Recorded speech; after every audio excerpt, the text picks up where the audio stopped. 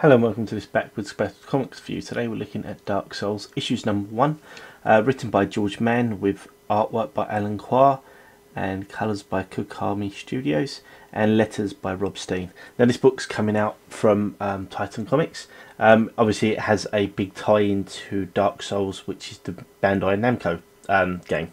So first things first, I know a bit about the game. I've played a bit of Dark Souls. Dark Souls. But I can't say that I'm good. Full stop. In some ways, it was probably one of the hardest games out there. It's something that I would like to get into, but I just haven't done yet. I do own it, just haven't played it.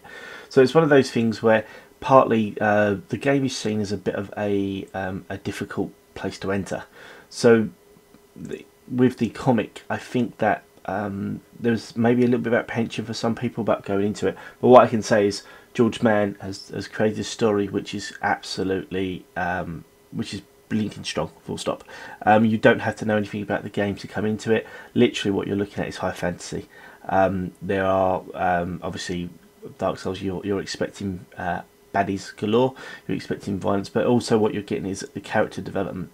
So as you can see on the page there, we have our main character and psychic. Now obviously for some stories you're always expecting the psychic to be the woman, main character to be the man, but thankfully what they've done is they've flipped that on its head, and I think that's a really clever idea.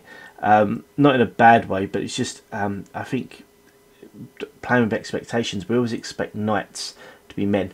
There's something about it which you always go through. So the fact that we're seeing a lady in control, in power, her name is Fira, and she's really, as you can see from the beginning, we're teased a little bit about her past, but we don't really know too much about it. But we can see from the artwork by Quah that her eyes just sparkle.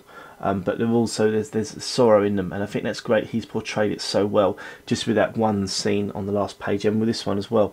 But you can see quite deeply into her eyes, and I think that's a great little bit start off looking into a character. We don't need a whole backstory. We can just see the issues there, and obviously, as we can see from that page there, what's going on.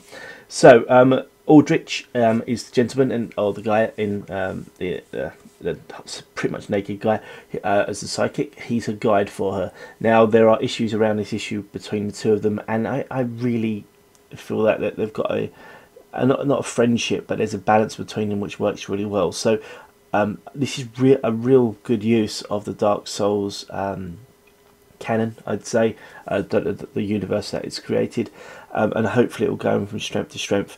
As I said, Mann is a great writer. Alan Quah, as you can see, has done some wonderful art. So really something to pay attention to if you're a Dark Souls fan or not. Thank you very much for listening. Do take care, and good night.